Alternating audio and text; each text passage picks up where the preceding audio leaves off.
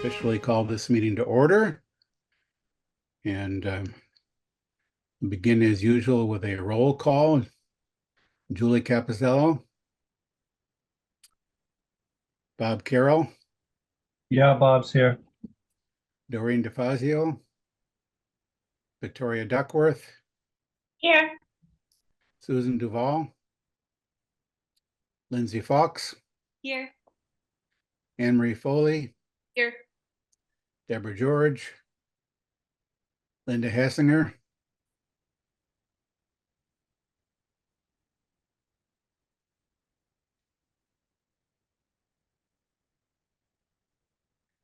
I think she's muted. I just asked her to unmute. Maybe that will.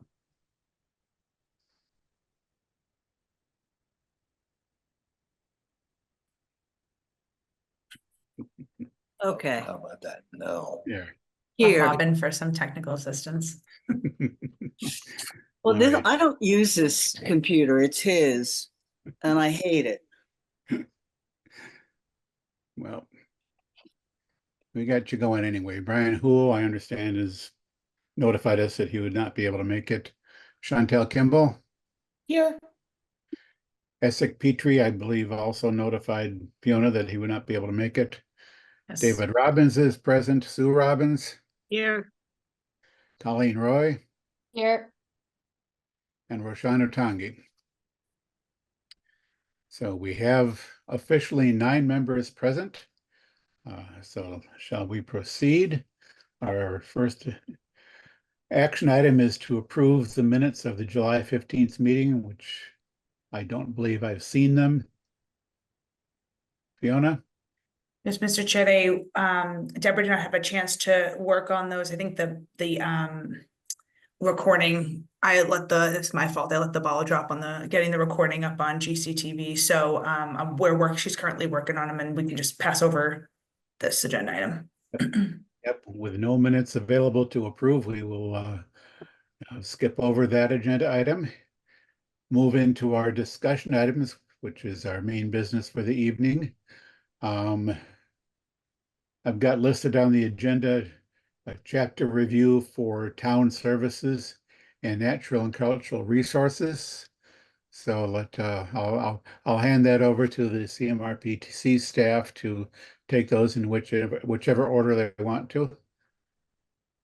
Thank you, Dave. I think we'll start with the town services, and Sarah will lead that discussion, and then we'll move over.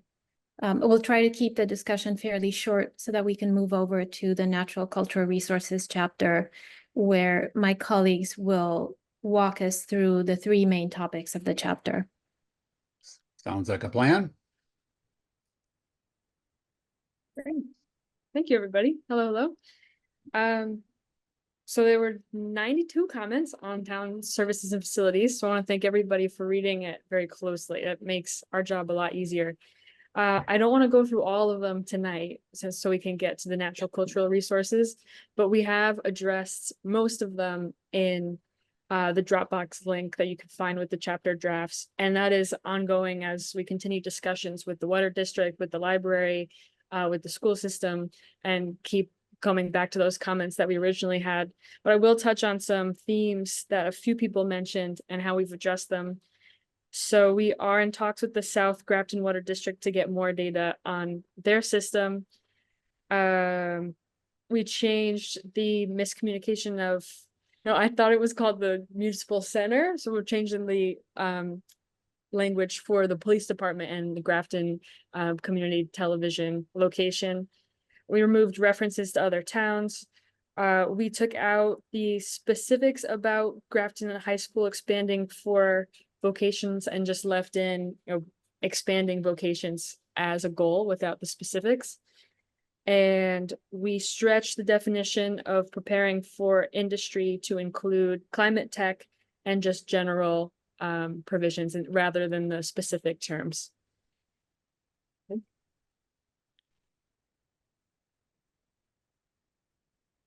So we are continuing talks on this, but I think most of the comments are addressed. We're waiting on a few things. We did change one of the maps for the water district.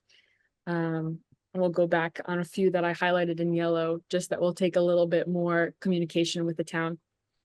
But yeah, happy to discuss anything else that came up, but. Yeah, Fiona, Fiona? you're- Yep, Sarah, Anna? so NCMRPC team, thank you for, per usual, doing a wonderful job implementing the many comments that you are receiving. I know that's very, very challenging to do. Is there anything in particular that you need assistance with chasing down some of this information? I know it's hard to get, and whatever I can do to kind of help you, let me know, and I'll make a point to follow up. Oh, thank you. What you've provided so far has been fantastic. The sewer map was great. I think it's mostly following up with people we've already been in touch with on how things have updated since our last stakeholder interview. Elena, if you have anything else, sorry, I cut you off. You're muted.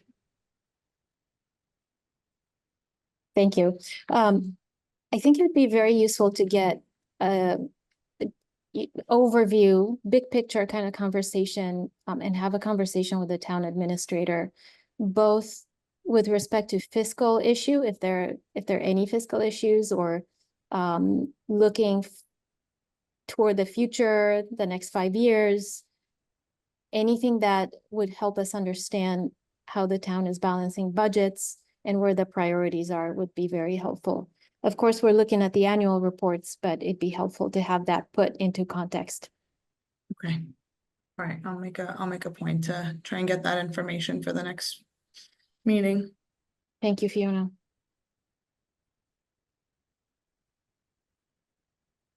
So, one particular point regarding the paragraph or so that describes the idea of building a centralized pre-K to one school, that is pretty wrong. Now, I've gotten some feedback from school committee members, and it's something I commented on myself a couple of months ago. I just ran it by the chair of the school committee today, and yeah, that is just, I don't know any other word to say it except it reflects a pretty deep misunderstanding of what plans the school system might have.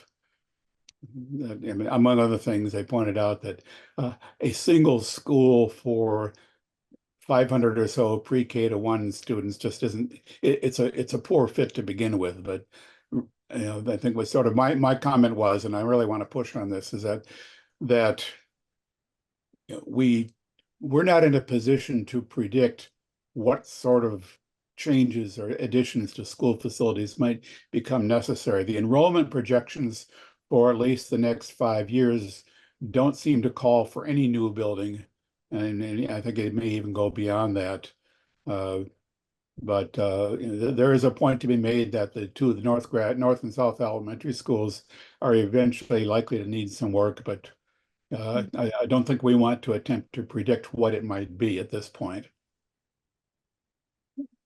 Would it be appropriate for us to meet with the school committee to hear?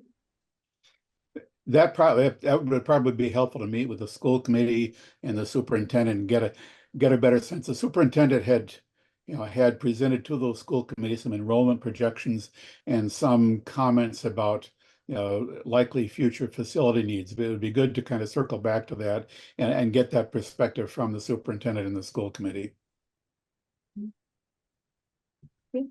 To be clear, these recommendations came from the superintendent. I reached out to the school committee chair originally, and she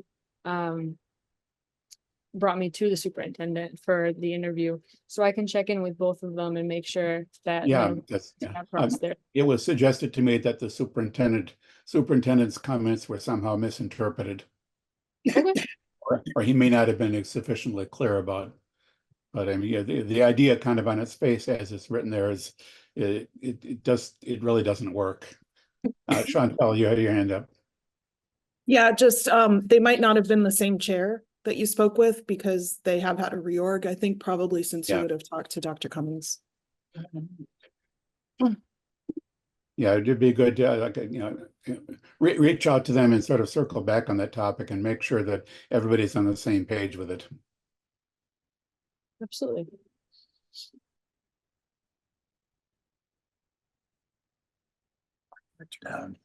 Yeah, I tried to. See? Well, no.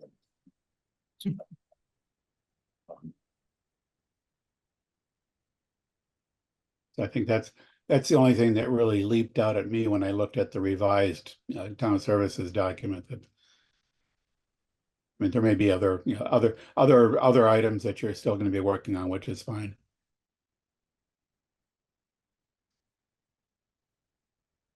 I see that Bob Carroll put some pretty useful information in the chat regarding our FY24 budget. That would, it stated February 7th, 2023, but I think it would give a pretty accurate summary of conditions and kind of how we allocate revenues and expenditures. So thanks, Bob, for doing that. Thank But you, I'll Bob. still follow up with the TA. And again, Fiona, if we could have a sit down with a TA, if Mhm. he has any availability, that would be really helpful. Of course, yep. And the discussion we're hoping would go beyond town services. It would look at economic development, housing, and other issues as well.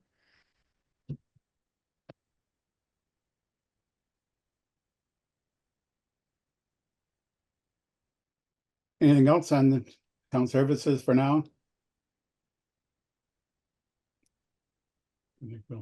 We'll be, of course, looking forward to reviewing it again as it's further updated, but we've got a path forward at this moment, at least.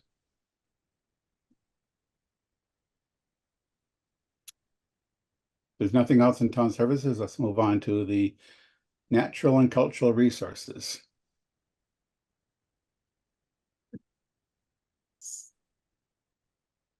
Sorry, I'm trying to unmute. So Sarah will share her screen with the chapter, but just to give you a quick overview, my colleagues all have expertise in certain areas that pertain to this chapter. And my colleague Greer will start us off talking about natural resources and agriculture, followed by my colleague Sam, who will be talking to you about the Hassanimisco Nipmuc group.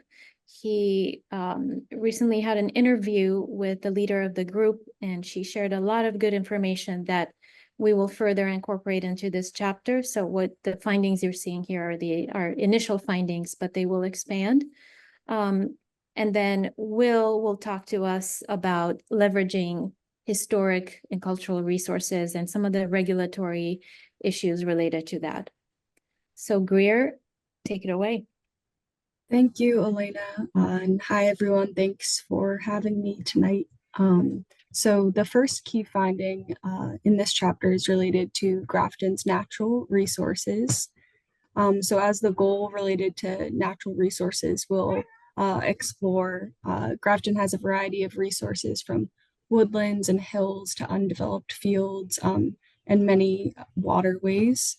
And for these resources, there are a variety of managers from the Town Conservation Commission to local land trusts to state agencies.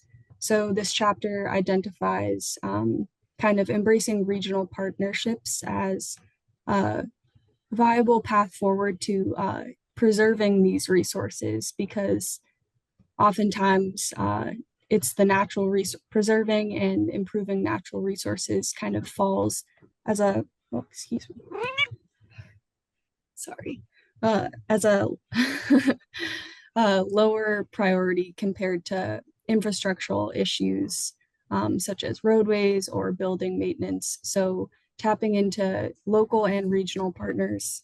Oh my goodness, I'm so sorry. I'm so sorry. I'm glad I'm not the only one with the cat bothering me tonight.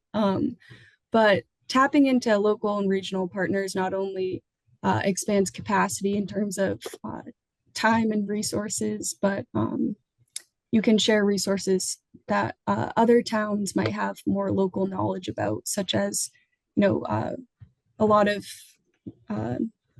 projects that we are working with are on a watershed basis. And So I think we can scroll down a little bit and go to the goal related to natural resources.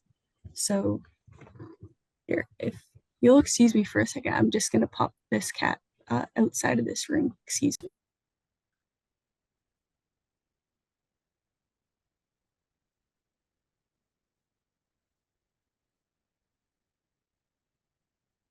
And in the Cat- meantime, Cat should add- problems. so I think we'll pause after every topic and you'll have a chance to ask questions. I think that would be easier instead of just moving through the entire chapter. We'll just pause after each topic, each presenter. Thank you. Yeah, sorry about that, everyone. So this goal is still related to natural resources. So moving on from the key finding to, embrace those regional partnerships, this goal explores all of Grafton's natural resources. And we list specific resources that are identified in the open space and recreation plan, the reconnaissance report, and then we talk about the importance of preserving these, not only for their environmental value, but for their cultural and social and historic value. And then this goal kind of explores how interconnected all these resources are and that kind of brings us to how one of the main priorities in terms of preserving natural resources is preserving water resources. Water quality was identified as a challenge in the open space plan. So we discuss that challenge here and ways that you can leverage existing planning efforts and these regional partnerships to implement goals that all of these plans have identified. So I think you can scroll down a little bit. But yeah, again, so we identify many natural resources from species or rare species. And then if you scroll down a bit more, there's, their rare habitat. And then we go into discussing more about water resources in particular, and then specifically drinking water resources. Sorry to interrupt, Greer. Sarah, would you mind zooming in just a little bit? Just to make sure that the text is visible. Thank you. Yeah, so for example, invasive species are discussed as a challenge and specifically a water quality challenge. And also, invasive species pose as a challenge to water infrastructure and drinking water infrastructure.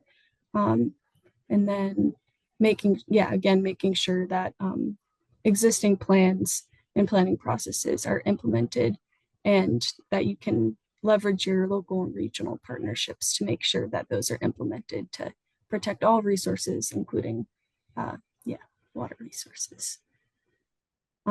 So I think I'll pause for a moment and see where anyone might want, more information about the natural resources topic. But yeah, you'll see here that some programs are plugged, such as the land grant program that's available since you have an approved OSRP, as well as, conservation restrictions and APOs.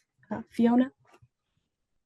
Thanks, Chris. So I just had a quick question, and I'm not trying to put you on the spot. I know it's kind of out of left field, but we've been hearing from the public about how we are enforcing the Water Management Act. And my understanding was that was a duty of perhaps the Conservation Commission, but more so our water districts. Am I getting that right? And should we be focusing on that in this chapter? I can definitely kind of explore that more in this chapter, but yeah, I think you're definitely right. That it would be, I think that the Conservation Commission should be aware of it, but they focus more on the Wetlands Protection Act. Whereas I think the water district is definitely would be working directly under that and is already following that, and we can kind of reference that here. And I think that could fit well under the discussion about the water district, if that makes sense to you. Yeah, I'm just thinking, I think that that should be, yeah, something to highlight because it does come up every now and then and like from like deep diving, like, taking time to research it, I do see that, paperwork is filed on behalf of the water district when for, projects when applicable. But yeah, I think that might be something we can highlight for sure. Thank Okay, you. yeah, absolutely. Thank you.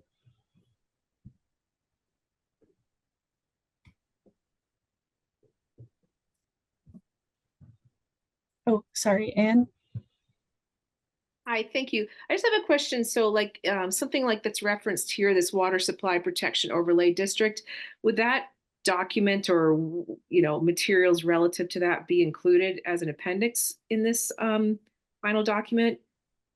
They certainly could be. I think so. That information I mostly got from the town. Grafton has a really great interactive online GIS system, which is awesome. And I was able to see the overlay district there, and then the specific info, I guess, was from the town bylaws. So all of that is town information that you all already have posted, but if it's helpful, we can include it in the appendix. And I'm just, just this one caught my eye, but there's probably other references that will be in this document ultimately. And that I think, yeah, maybe as an appendix, as opposed to having people try to, you read those words and then you say, oh, I should go look that up. And I think that would be helpful for the general public.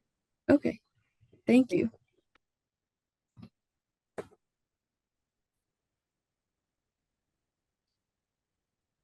On the topic of the Water Supply Protection Overlay District, we created that back in around 1987, and that was based on a rather in-depth study of the entire town and what areas of the town, in particular with respect to water tables and soils and all that, the district is designed to encompass those areas that do contribute or potentially could contribute to the public water supplies, both the wells that were in existence at the time and areas that were subsequently likely to be suitable for new wells. So that was all undertaken, it's getting close to 40 years ago now. And we have updated it once, perhaps 10 or so years ago, based on consultation with the water districts as to the areas that the water districts had, they continue to look at this from time to time and suggested that there was some area that was included in the district that actually is no longer relevant to them. So there's not a lot of documentation that I'm aware of, that sort of goes into the studies that led to the creation of the Water Supply Protection Overlay District. Okay. I was involved in that effort to create that Oh. way back then, but there other than the boundaries of the district that are shown on the zoning map and the regulations for that district that are found in the zoning bylaw, there may not be a lot of other information readily available about that. Mhm. The point is, it does remain valid though that that the town, in conjunction with the water districts, should periodically review that just in case, in case new information does come up to suggest a change to it. I mean, it's largely based upon the soils that exist, and that kind of doesn't change over the years. Mm. Yeah, I'm glad that you brought that up. I think, if that's something that you all agree on, it definitely makes sense to recommend that the water district in the town reviews the actual boundaries of the district and, what the rules outline or the regulations within the district outline. Yep. Thank you. Bob Carroll? Hi, I was wondering under the goals near the beginning section, I think we have an agricultural commission in Grafton, which is wondering was no reference to that in there. And then coupled with that is perhaps, the right to farm that, different communities are undertaking. And just curious if we explored that a little bit in the findings or setting these goals. Yeah, absolutely. So the Agricultural Commission, I believe it is mentioned under goal 2 and the related key finding, but I'll review that and make sure they're really highlighted as a stakeholder. But as for right to farm, that is an action item that's explored. So, you know, we discuss what a right to farm community is and what that would mean for Grafton. So that is in there. Oh, it is. Oh, there it is. I'm sorry. Oh, no worries. It's the next goal. So we can segue into that if no one else has questions about the natural resources section. Bob, did you have something more? Your hand is still up. No, sir. Thank you.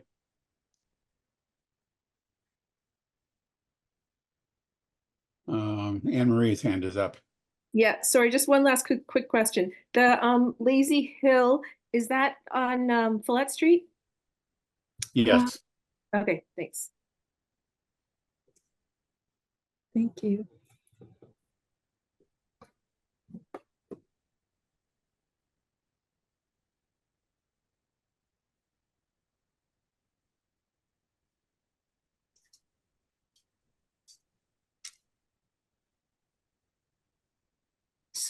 So I think we can go up to or I can just give an overview of the key finding related to agriculture.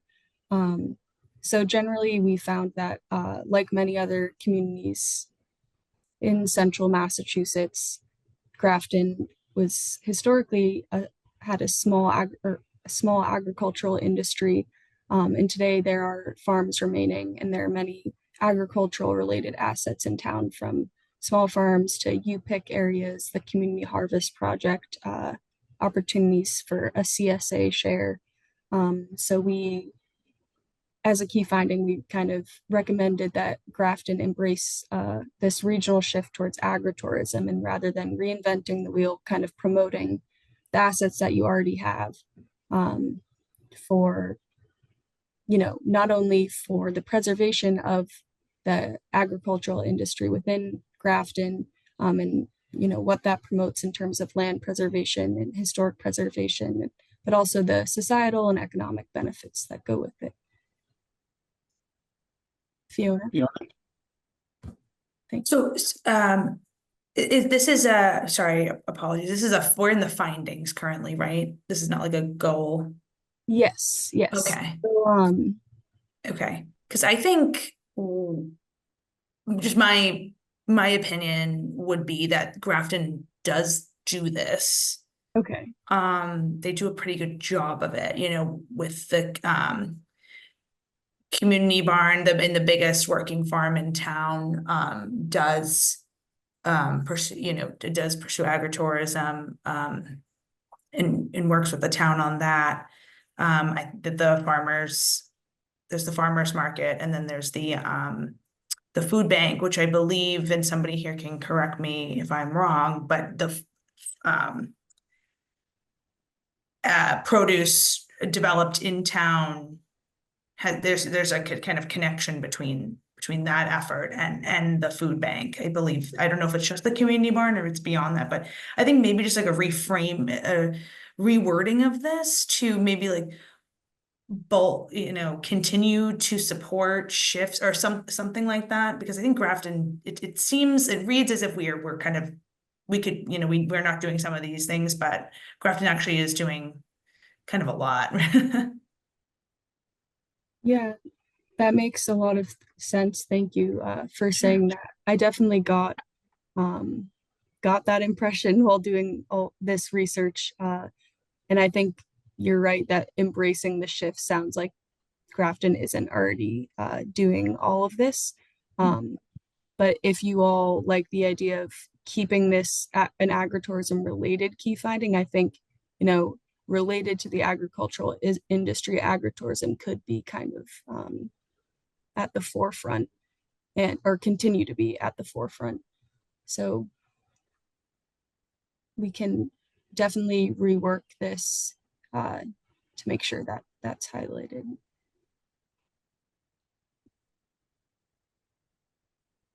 Yeah, that's kind of in line with some a few other items that in some early chapter drafts there was it's partly maybe based on findings or ideas, but uh, as we spot things here that are identified as this would be nice to do, if as in this case there are aspects of that we are already doing, I think it's good to highlight the importance of it, but also to recognize that what the town is already doing and what remains to be done. But that's sort of something to keep your eye out for throughout. Absolutely. Thank you.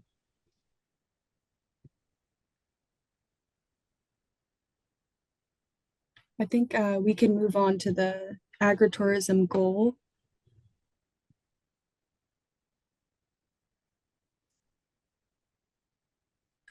So similarly to the natural resources related goal, that the agricultural related goal, is all about preserving the agricultural character of the town, or what is left of the Grafton's agricultural roots.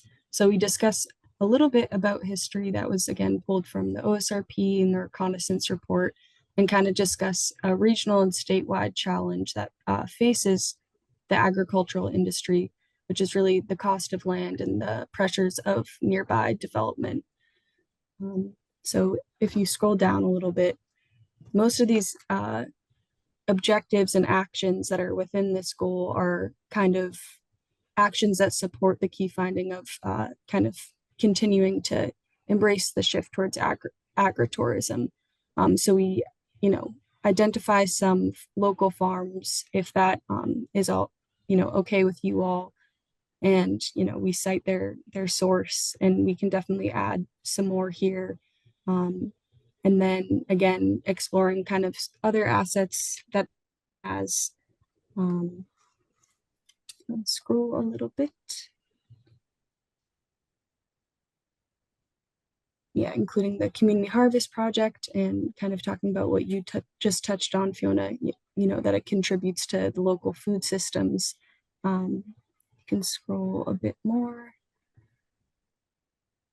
And so some of the methods of kind of supporting the agricultural industry, include gathering local agricultural landowners and promoting some of the programs that are available to them, such as Chapter 61A or agricultural preservation restrictions. And if the Agricultural Commission is mentioned here, but I do think I want to go back and kind of hone in on that a bit and kind of discuss that as a resource that local farmers can use to their advantage. So, and this whole action relates to engagement. Yeah, I think this is a place in particular where our local Ag Commission could play a significant role. They've not been very active in recent years, but certainly this is the kind of thing that the Ag Commission, I think, could well be doing, or could be more engaged in. And Anne Marie, your hand is up. Yeah, I was pretty much going to say what just Dave said. Our Ag Commission has been pretty dormant for the last number of years. We're trying to kind of get them active again. So I think, certainly referencing them in here and having, including having us try to foster, like this is great, like, open engagement and try to get folks back engaged in terms of that commission. Hopefully we could get it up and running, but as of right now, it's been dormant for quite a while. Thank you. Chantel? Yeah, similarly, I actually kind of went to try to find some minutes or something just to see what they were up to, and I didn't find anything online, but I guess I would just feel like we should really have some direct communication with them before putting some of this into the master plan. Just because I don't even know the extent to which our local farms have an appetite to engage in this kind of a thing. And it feels like it would be pretty important to get direct input from them, whether it's via the Agricultural Commission or going directly to some of these small farm owners. Yeah, thanks, Chantel. That touches on a point that I want us to emphasize as we try to wrap this up and really nail down the action items, is that for every action item, I think, I would like to see us understand and identify who is going to be responsible for following through on the action item, and to get them who we think is responsible. I think we want to make sure that everybody, as in this example, the Ag Commission, want to make sure that they buy into, that they're willing to undertake that action. Because if, we can say we want to do X, if nobody's willing to do X, then we might as well leave it out.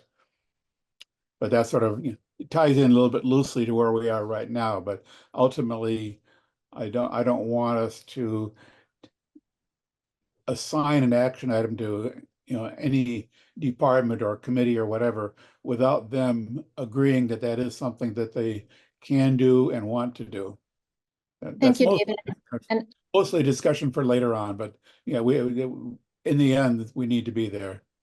I think this is definitely something we'll pick up in the implementation chapter as well, but I just want to note that we also want to be aspirational with this. So, the current form of the Ag Commission may or may not want to be held accountable to something like this, but in its future form, it might.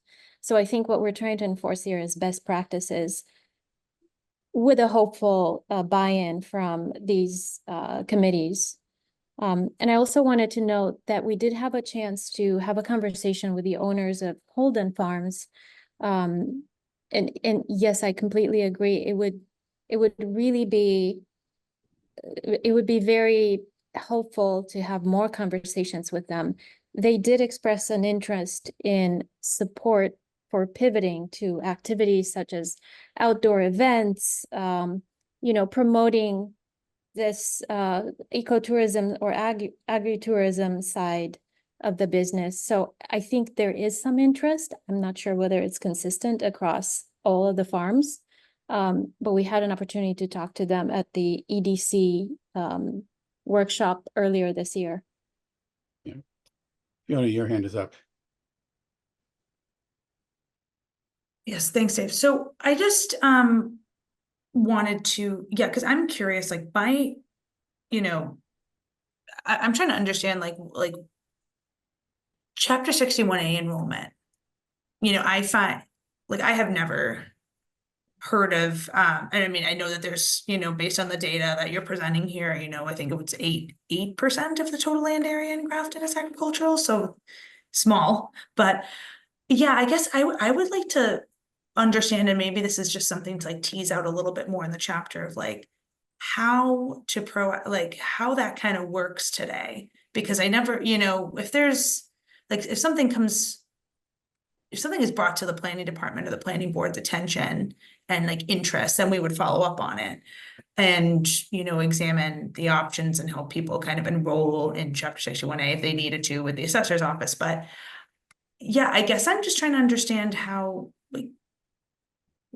get a little bit more understanding of like how that works like in 2024, because everything that I deal with that's land that's enrolled in 61A is like older properties that have been enrolled in the program for a really long time, and 9 out of 10 times they're trying to get out of the program. So yeah, I think and we don't have to unpack that but together right now, but I think maybe something to kind of think about, because like as a planner, like I am kind of struggling with that too. And obviously we want to support local farms as much as we can, but I guess I'm not understanding all of the ways we can do that. I like that idea of it's not just about promoting the available programs to the farmers, but also like expanding capacity of the local government to actually, lend a helping hand to people who want to get into the program. So if it makes sense to you, I can add or do some research about that and add, that information in here. Thanks.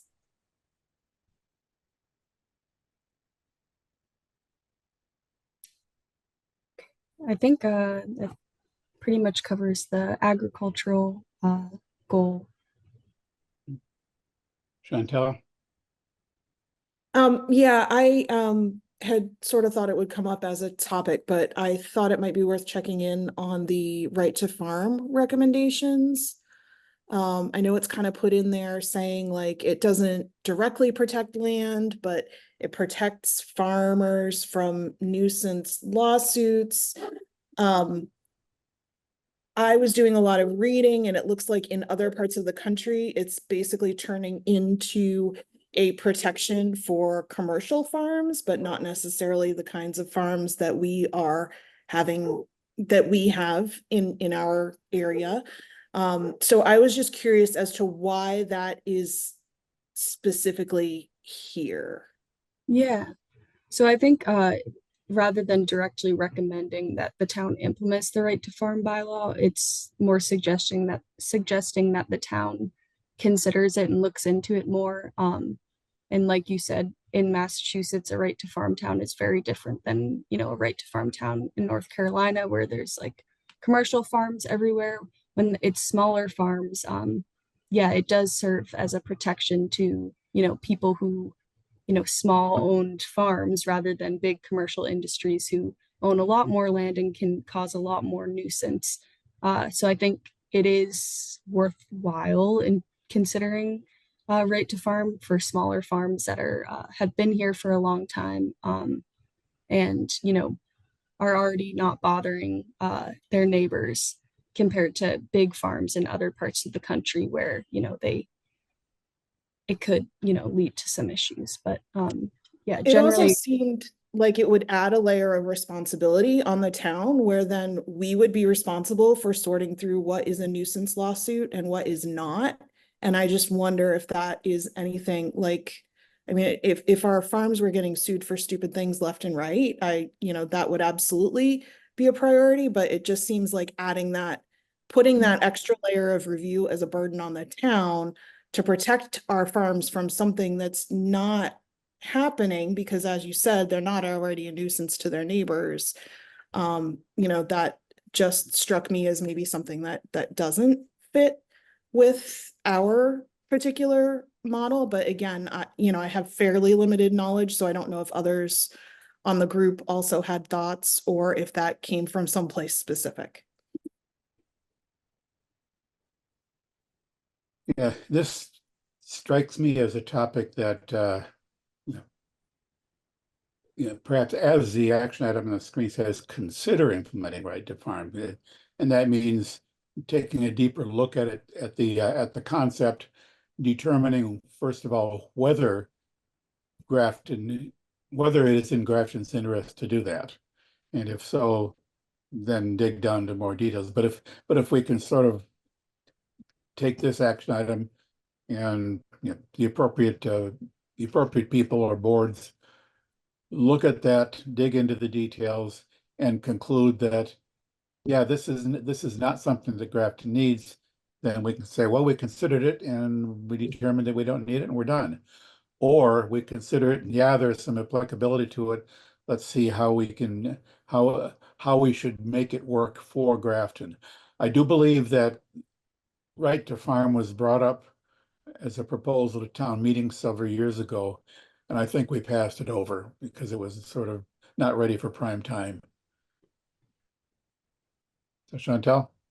Could I just add, like when you say consider implementing something, that feels like a recommendation to implement it rather than, maybe evaluate the appropriateness of right to farm or something a lot more that makes it more clear that evaluating it is the recommendation as opposed to putting it in place, if that makes sense. And I know that's somewhat baked into consider, but like usually when I ask someone to consider something, it contains an implication that I think they should do what I'm telling them to consider, if that makes sense. Yeah, I think that's appropriate for here. We don't want this to read as though, yeah, we need to do it. Let's just figure out how. It's sort of a step before that is consider whether we should implement it. mhm, Evaluate whether it fits, whether it's a fit for Grafton or Yeah. something along those lines. Something like that. We don't have to nail down the exact wording here. I think we've got the concept, right? thank you. Anything else in agriculture?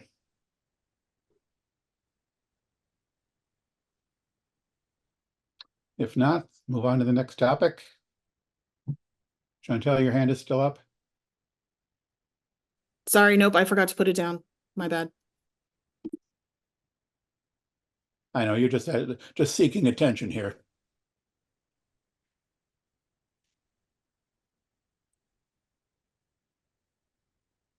Hi. So I'm going over the Nipmuc stuff.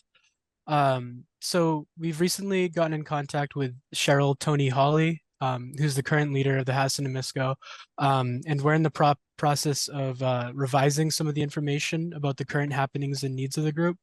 And she's also trying to get us in contact with the former chief, Walter Vickers, and also Ray Gould, who's a member of the tribal council, and she's a history professor, so she's pretty knowledgeable about some of the topics we discuss in the chapter.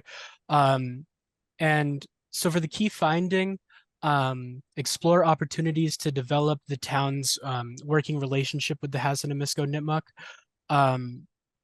I talk about the history of the Hassayamniset and the town of Grafton and many of the injustices that the Nipmuc have faced over the years. Just because I think it's like important to have like a historical context when going over matters involving the Nipmuc. And that can help like, inform our modern day relationship with them. So I touch on like colonization, praying towns, the King Philip's War, the aftermath and the guardianship over the native population in the like 17 and 1800s, and then the Enfranchisement Act that converted them to citizens, and then the embracing of indigeneity and the pan-Indian movement of the 20th century, and then the Hassayamnisco starting to campaign on their behalf and on the behalf of like the Nipmuc community. And then I talk about this sale of the state hospital to Tufts for $1 instead of giving it to the tribe. And then I go over the federal recognition process. And then after that, I sort of talk about what the Hassayamnisco are up to today, including their language reclamation and food sovereignty programs. And then I end the key findings sort of getting into like the initial suggestion of how the working relationship between the Hassayamnisco and the town could be strengthened. And I guess I could do it like how Greer was doing it and answer questions now about the key findings before I touch on like what we talk about down in goal 3.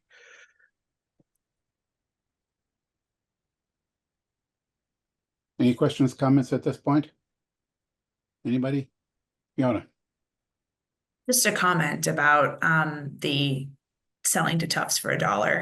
That was pretty Okay. that just pretty shocking to read. I didn't know that. So wow. Yeah, no. Yeah. Crazy. Well, Crazy. Bit of irrelevant history. The state had, when the state closed the hospital, they had proposed building a prison there. And some local activists got involved and basically transformed that into the sale to Tufts. Chantel. Okay.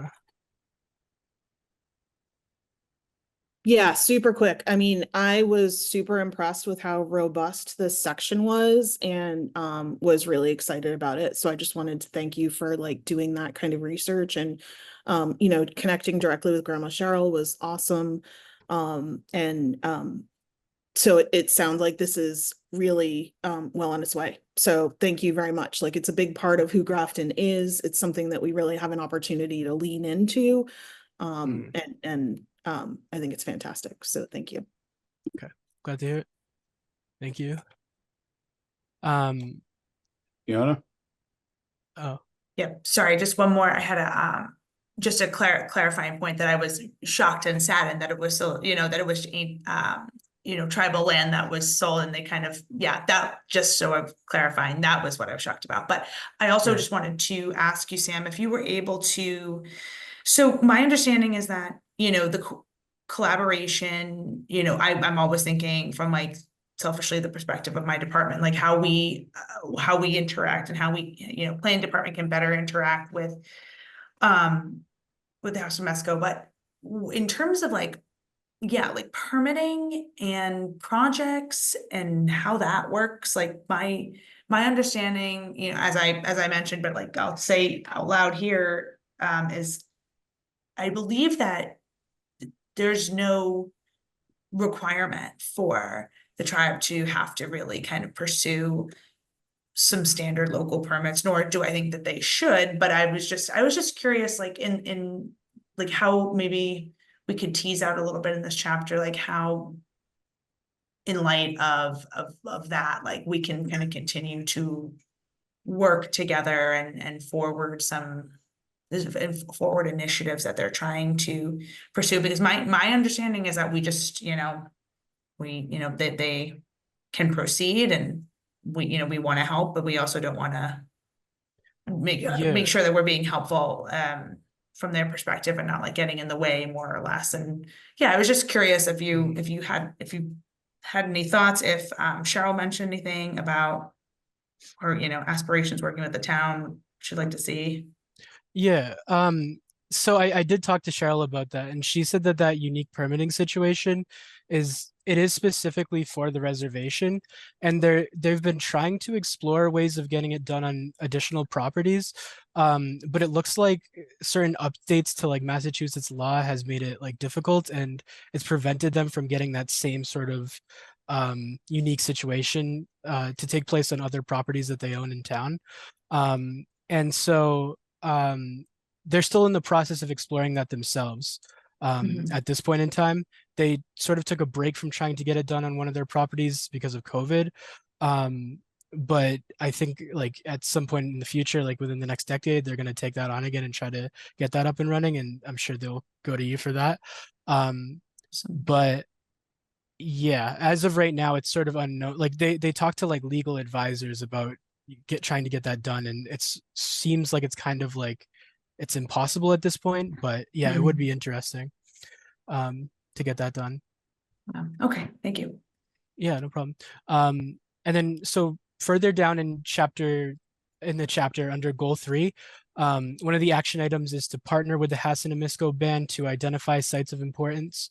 And so under this item, I talk about some of the known sites that have been identified, including like the Blackstone River, and the archaeological site in Hassanmesset Woods, and some of the other future projects that the Hassanmisco are currently working on or that have been proposed. Some of this is also being edited now because discussions I've had with Cheryl, like for example, I said in this section that they're still looking for funding for renovations to the house on the reservation. However, they actually just recently got funding from the Massachusetts Historical Commission and the Community Preservation Committee in town to complete the renovations. But I also mentioned that some of the other Nipmuc projects that are taking place in other communities for comparison, like the Pequot Farm, which is like it's like a nonprofit is like handing over rights to farm like a few acres in Athol. But then at the end, I sort of bring up how the band or the group or the tribe, you can kind of call it any of those three. They do get a lot of requests from outside groups wanting to work with the town on them on various projects. And at this point, they're pretty inundated with just like sort of superficial requests, like they frequently use the term like these people are kind of just like coming in to check off like their DEI box, and then sort of like not really bringing forward any like meaningful impact to the community.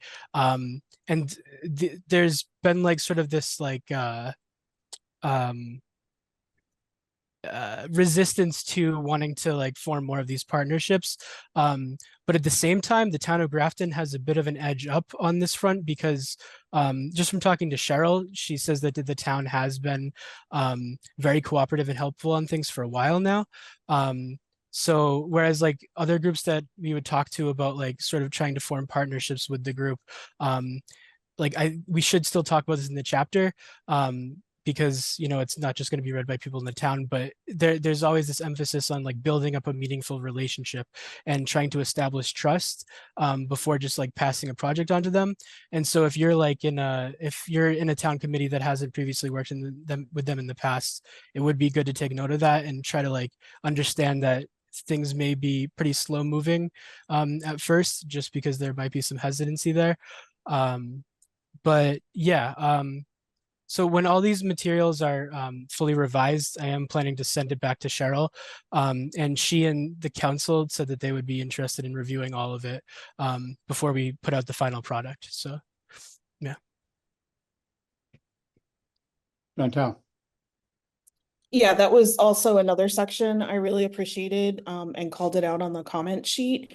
I wonder if just maybe a slight shift in language would help, and instead of talking about partnership and partnering, because that sort of sounds like maybe it's putting some responsibility on them. Maybe we could find opportunities to use language around supporting their Yeah, yeah. initiatives as opposed to that partnering, which makes it seem like, we're expecting them to do half the work. If that, Mhm. I mean, maybe just that subtle change in language may help kind of start moving things in the right direction.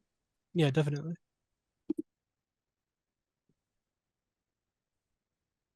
Anything else? You're trying to follow along in the footnotes? Bob Carroll? Yeah, I where don't are know the which ones you're footnotes? talking about. You I have, think you have, you're working in a different copy than I am. oh, okay. Could someone else answer that? They might, Bob, if you are on like the desktop version, you can see them. But if you are on like the web version of Word, sometimes it's difficult and Word kind of hides them in that version. Okay, yeah, I'm on the web version, Yeah. so. Okay. Well, with that, I think we can pass it on to Will for the last key finding discussion.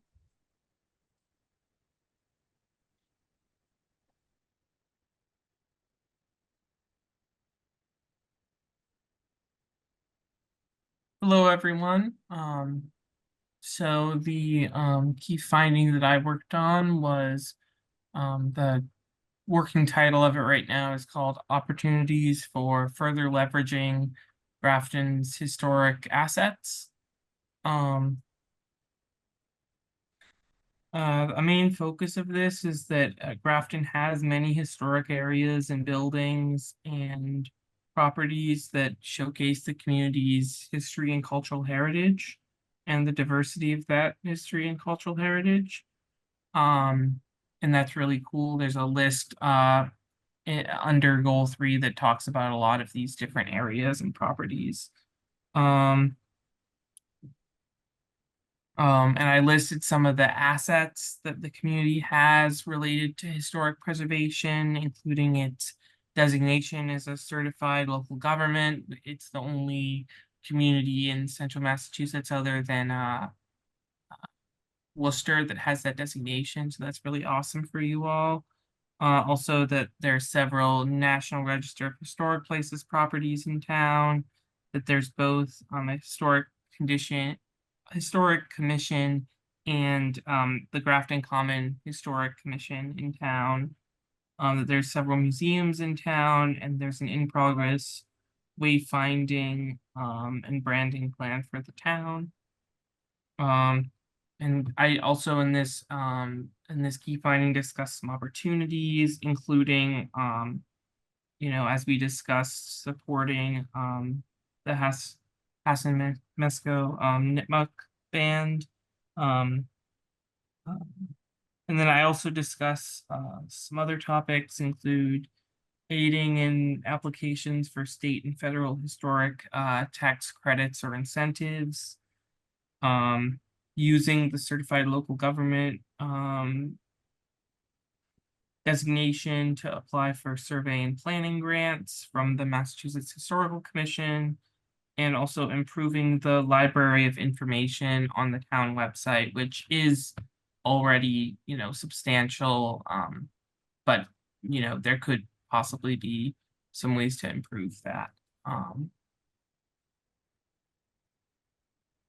So yeah, that's kind of the main things I'd like to talk about for the general before we get into each specific action item.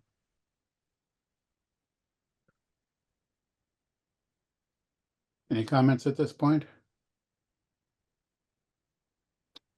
If not, keep going, Will.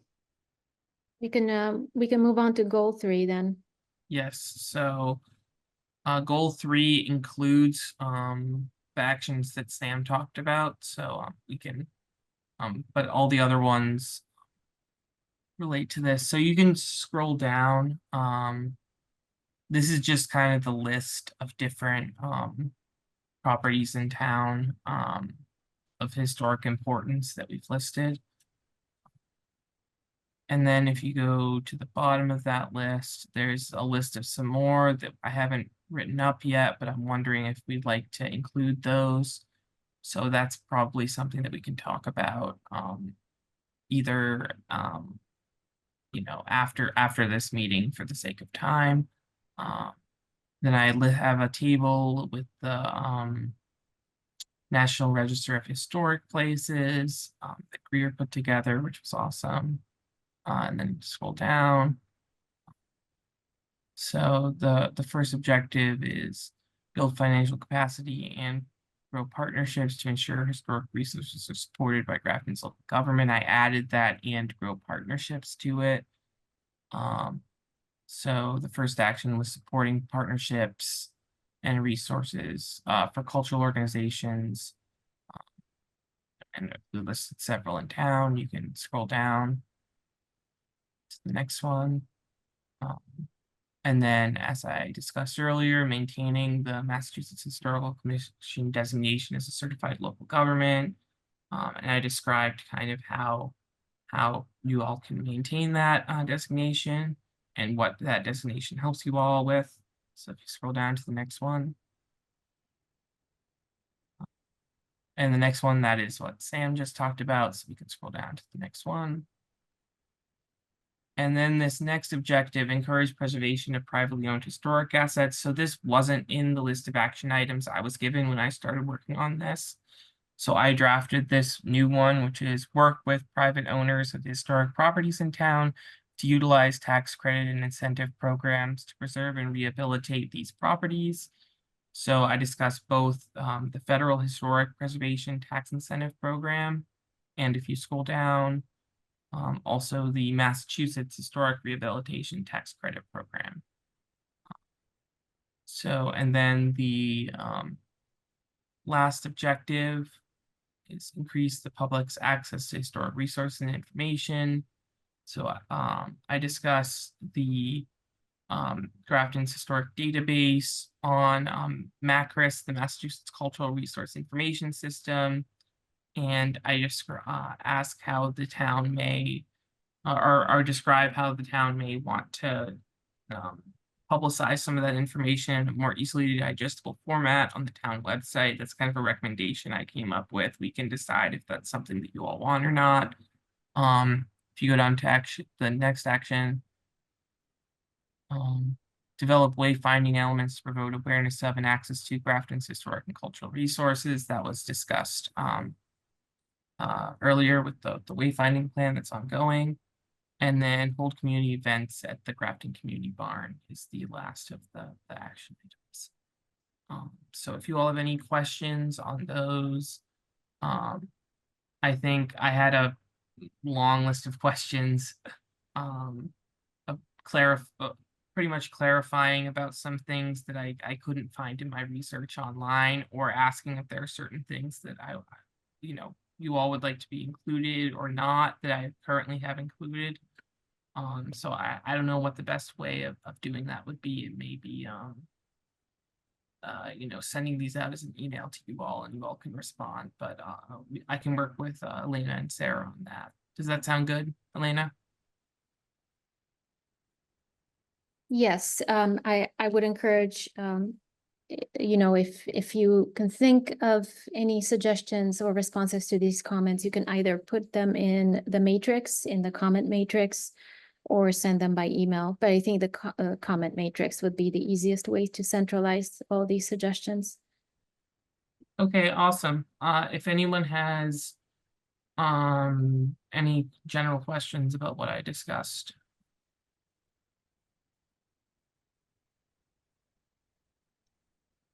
This is not so much a question, it's just an observation that for the most part, the Mass Historic Commission inventory was compiled by members of the Grafton, I believe it was a historical commission back in the late 80s, early 90s. And I don't know how much of that, I mean, I don't know how much of that needs to be updated. If nothing else, there are probably some properties in that inventory that no longer exist or ownership has changed. So a review, at least, and again, that's, there's hundreds of entries in the MHC inventory for Grafton. So a detailed review of that is somewhat of an ambitious undertaking, but certainly worthy. And you've covered that in one of the action items, and it's just sort of my sense of where that stands and why it could be valuable to review it, update it. We did do a few years ago an inventory of some sort of historic property inventory. That was completed, but I haven't seen the results, so I don't know what all is there. Fiona, your hand is up. Yes, so and I think in one of my comments on the matrix talks about that inventory, and I'm happy to share that too, if you just don't mind, when you have a second, sending me a reminder to send you that information.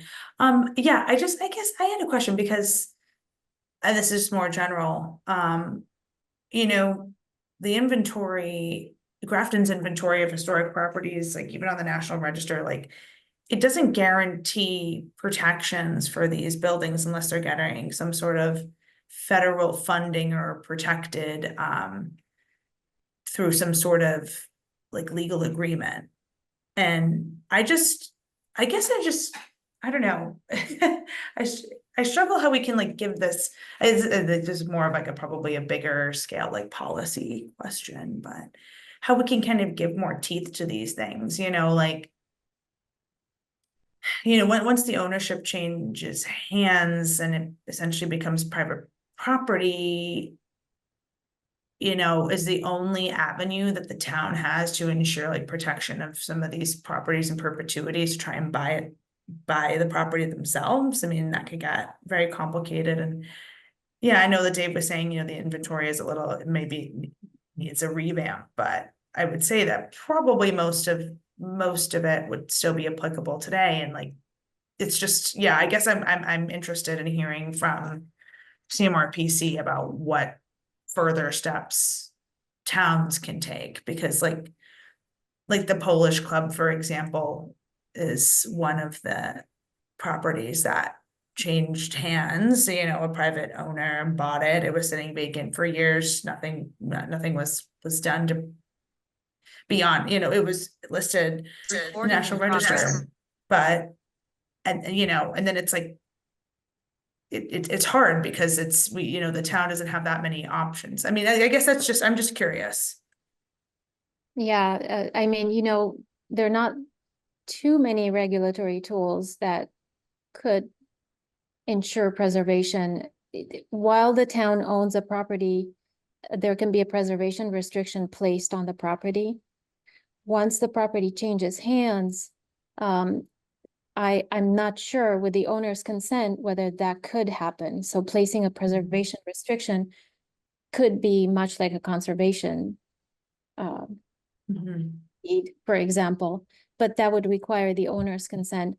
Again, I'm not quite sure of the procedural aspects of that, but while the property is under town ownership, a preservation restriction is pretty straightforward.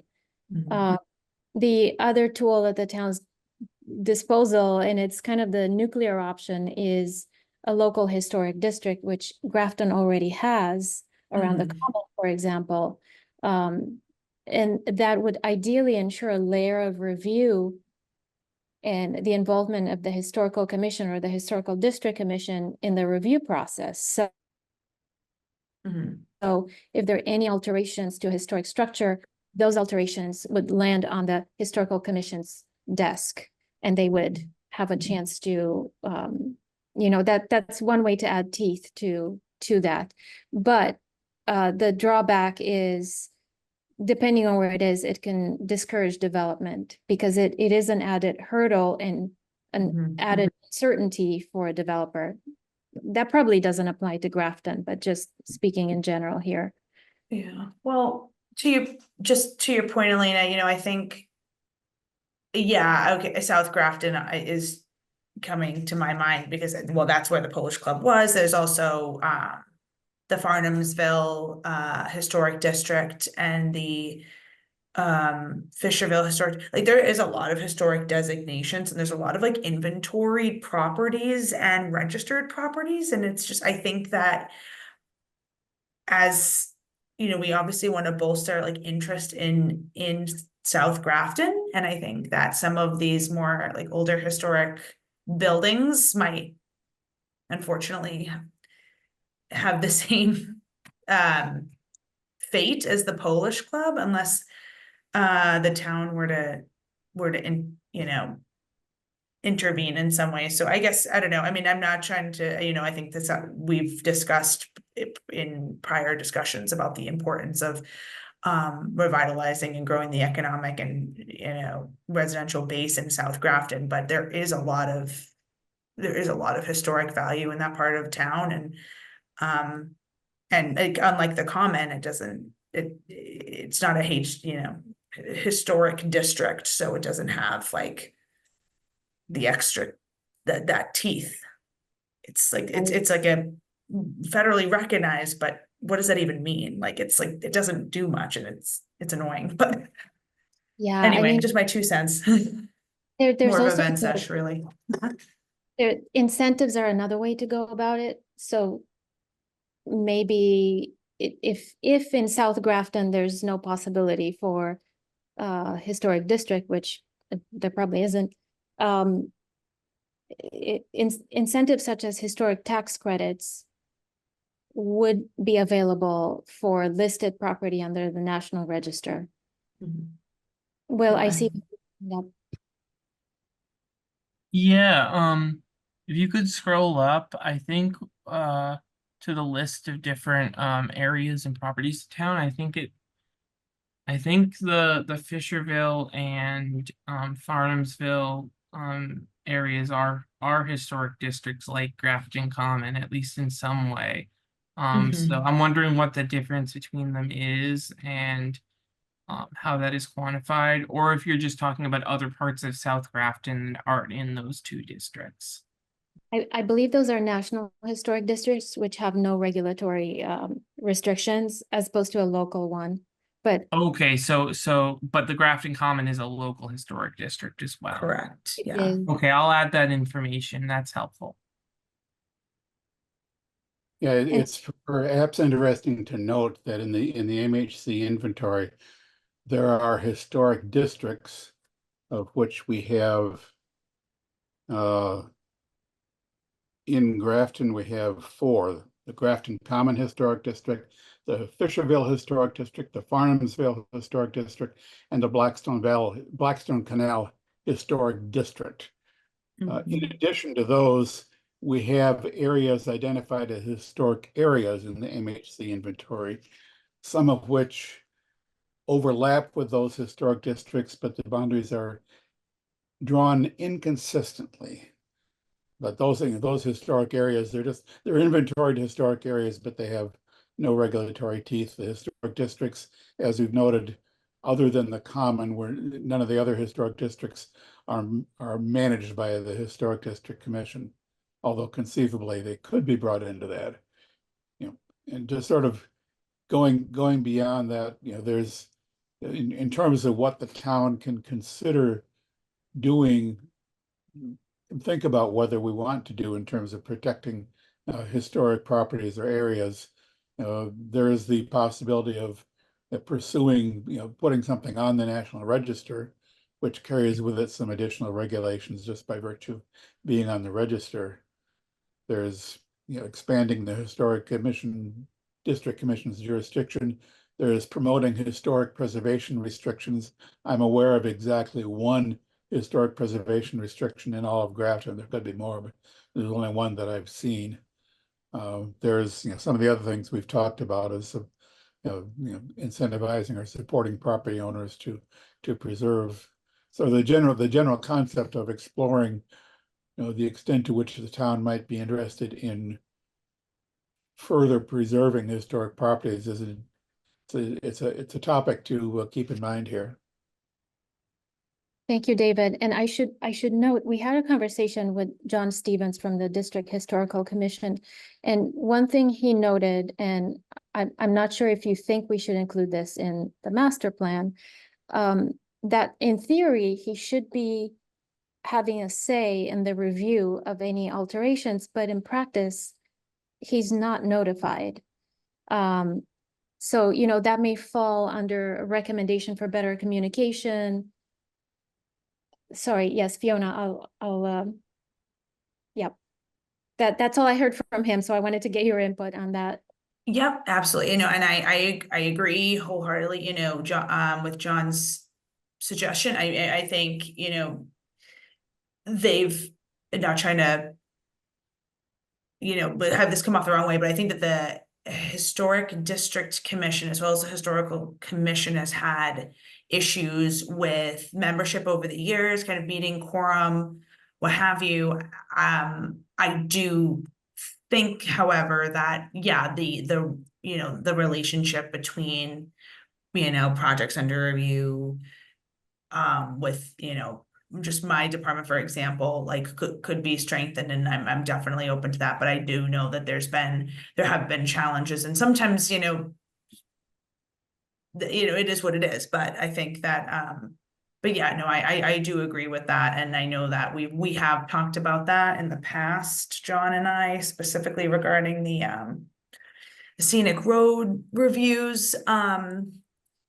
So yeah, no, I think that's something that's germane to this chapter, and maybe a potential recommendation to kind of strengthen the working relationship with Historic Commission and HDC. I would agree with that. Thank you. Yeah, we'll include a recommendation that gets at that. Yeah.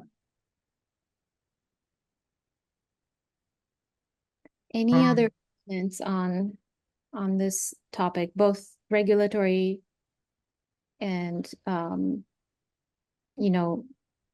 inventory related? We did get at the workshop, we had an activity that was asking residents to think of sites that might be worthy of preservation that are not typically included in the conventional histories of Grafton. So things that fall maybe outside of it, Grafton's industrial history. And many participants mentioned the Polish Club, probably because they felt it's a loss. Yeah. Yeah. But maybe we include something like that as well, draw on the feedback we got from the workshop and think of how the inventory might expand to include these non-conventional, and I shouldn't call them non-conventional, it's the best way I could think of it right now, things that haven't been typically included in Grafton's history to be candidates for listing.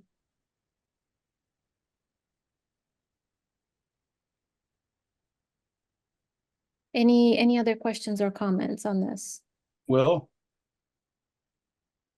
Yes. I was wondering, should the idea of expanding the Grafton Historic District Commission to also have like administration or jurisdiction over the other historic national historic districts in town, is that something that is worth considering, or like saying consider that as part of the narrative for this plan, or is that not a good idea? I see that Chantel had her hand up and Fiona. Yeah, I mean, I thought I saw somewhere in the document, and I might have completely missed it, that there's some requirement that there's supposed to be a committee relative to each of the historic districts, but I read it a couple days ago and I don't remember.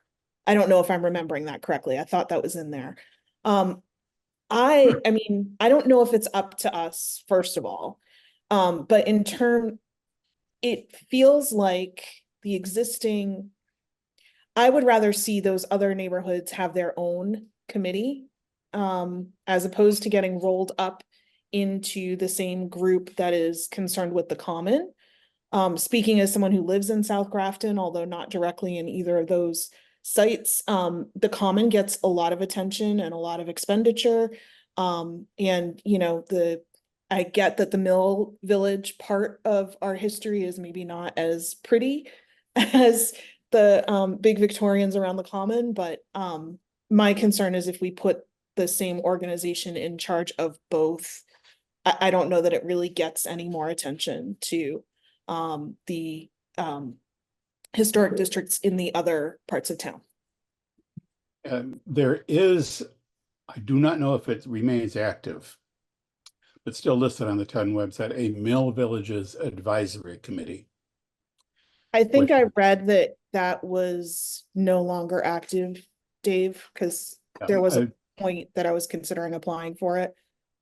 Yeah, So I believe I it's a- read that it was not active. It's still listed on the website, but I think you're right that it's not active currently. Anne Marie. Yeah, two things. I think the Mill Villages, that committee was related to that park that was completed, and therefore I think it's, you know, defunct at this point. But I was going to say, I respectfully disagree, maybe Chantel, in that, you know, based on in part Fiona's comments relative to the Grafton Historical Commission, that perhaps that the fact that their scope is so small, like you mentioned, you know, they've had some quorum issues and maybe some membership issues, perhaps, and again, this might getting into more specifics than we need right this very second, but just to consider in terms of the body of this document, that expanding the role of that group might in fact attract more folks to the group.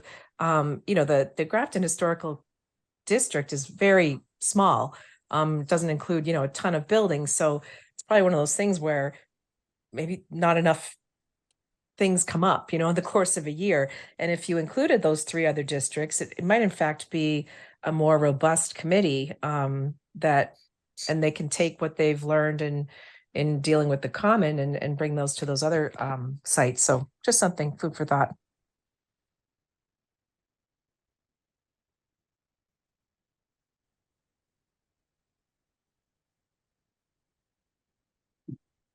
Anything else, Anne? Hand is still up. If not, Sue? I just want to say, I totally agree with Chantel. If there is parts of a town that's been totally neglected, it's been South Grafton. And I think it would be wise to let them form a committee because they know exactly what they would like to do in that area and what needs to be done. And I think Chantel was right. They should just form a committee and let them make the decisions for themselves because it's really been a neglected area for a very long time. And the common and North Grafton seems to be getting a little bit more attention than it used to, but the common gets a lot of attention. So I just think I agree with Chantel. Yep. Follow up on that, the Mill Villages Advisory Committee, among other things, you know, their charge is a little bit more comprehensive than just the park. They in fact were involved in producing a South Grafton Villages master plan. That is, when was that? 2006. Yeah. So that may even predate the Mill Villages Advisory Committee. But that's a resource, although it's going on 20 years old. A lot of what the South Grafton Mill Villages master plan proposed has not yet been done. So that's something that I just, you know, I dug that up the other day and I realized there's some stuff there that well, we might find interesting. And yes, a if we are to form a historic district commission specifically for the historic districts in South Grafton, that may be it may well be something that should focus on that area. Chantal. I just don't want it to get lost, but I thought there was also another district in North Grafton. Am I remembering that correctly? I thought it was the 3 villages in South Grafton, but for some reason I thought there was also one in the document in North Grafton. So like that shouldn't get lost in the shuffle. Tufts, yeah. Yeah, I will.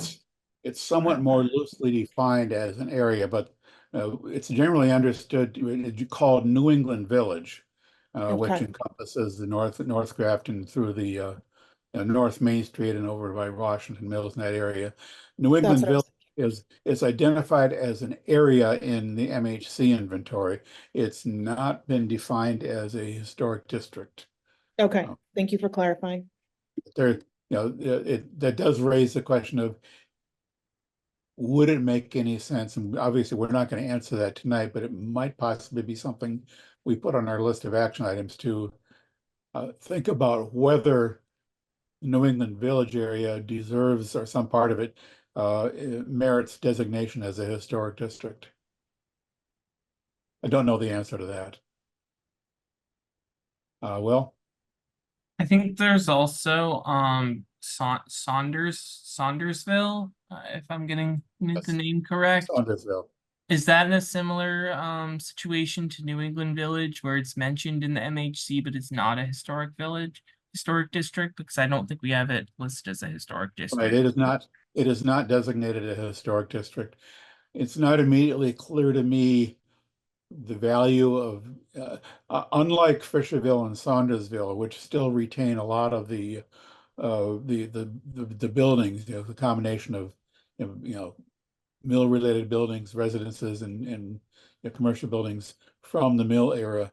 There is very little remaining in Saundersville from the mill era other than houses.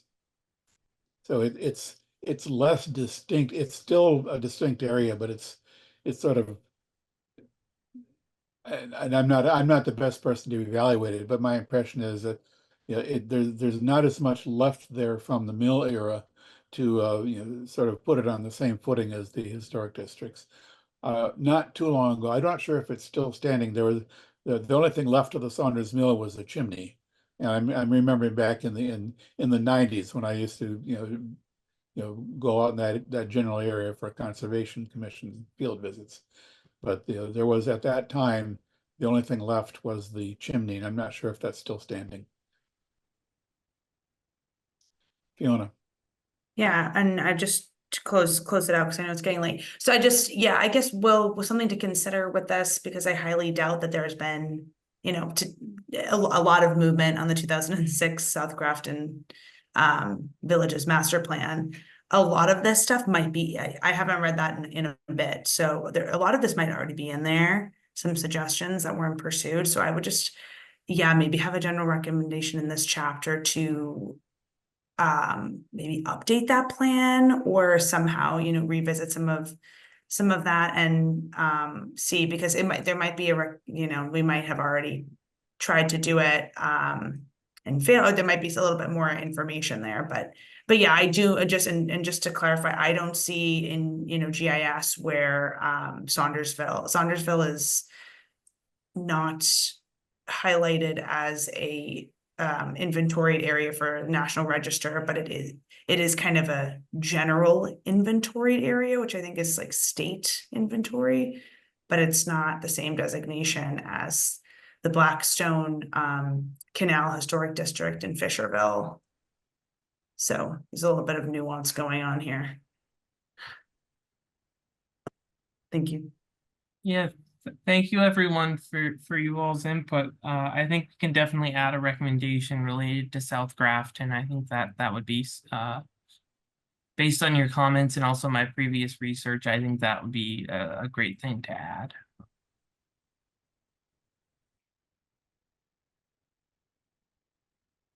Thank you all for your comments. Very helpful. Anything else at this point on natural and cultural resources? If not, where are we going next? We will be reviewing, we're planning for the housing chapter for the next meeting. And possibly another chapter. We're working simultaneously on the rest of the chapters, so I will give you an update about whether or not we'll have 2 chapters for the next meeting. But we're planning on housing. All right.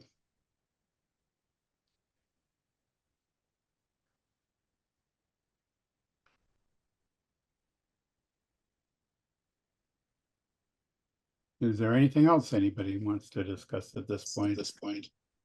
We've got the next steps. And we've got an agenda item for public input. We don't seem to have. I don't know, does anybody here have anything to speak to that would be qualified as or counted as public input? If not, and if there are no other items which may lawfully come before the working group, a motion to adjourn would be in order. Suzanne Marie, a motion to adjourn. Second. Second. Moved and seconded that this meeting be adjourned. Mr. Carroll, Carol's eye. Ms. Duckworth, Aye. Ms. Fox, Aye.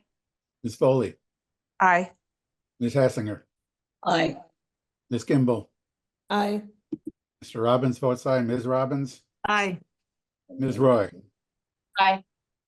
Declare the motion carried unanimously. We are adjourned. Thank you for your time and participation this evening.